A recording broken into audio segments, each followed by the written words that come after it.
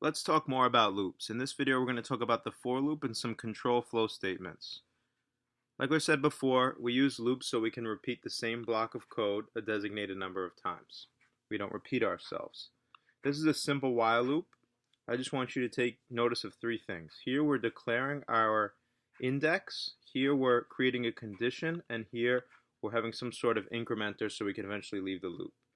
In a for loop, we take all those things and kind of squash it into the initial for loop statement. I'll show you what I mean. I'm going to comment this code out. First, let me build and run it just to show you. It's going to print out, the index is all the way up to 10. Current index is. Let's comment this out. I'm going to write a for loop. I'm going to use the autocomplete here. I'm just going to hit enter, and it's going to give me these placeholders. We start off with initialization. So that is this int I is equal to 0. So I can fill that in here. Now I could just say int I up here, declare the variable, and then say I is equal to 0. It's another way of doing it. But we are going to just declare it right here in the for statement. Our condition is I is less than 11. Put that in. And our increment is right here, I++. So they work the same way, they're just declared differently. Just keep in mind that all of this is separated by a semicolon because these are separate statements. So this part, semicolon, this part, semicolon, and then your incrementer. So declaration, condition, incrementer, all separated by semicolons. Our statement will be the exact same thing, but we won't have to put the incrementer in the code because it's part of our for statement. And if we run it, we should get the same output.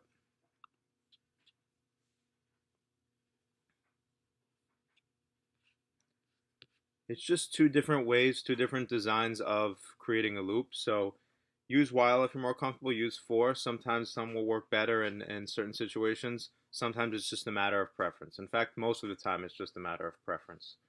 There's one other thing I want to show you, which is a break and a continue statement. So I'm going to write something called break here. Let's say if, we'll write an if statement in our for loop. I say if I is equal to 5, we're going to break. Now what this break tells our loop is that we're going to exit the loop once we see this code. Now we're only going to see this code when I is equal to 5, so if we build and run that, I is equal to 5, we break out. We don't even get a chance to print it because as soon as I equals 5, we break out of the loop. So it's a way to exit the loop if some sort of condition has been met. So you can put breaks in your for loops. You'll see them in you've seen them in switch statements actually, which broke out of the switch statement. Now we're going to break out of the loop.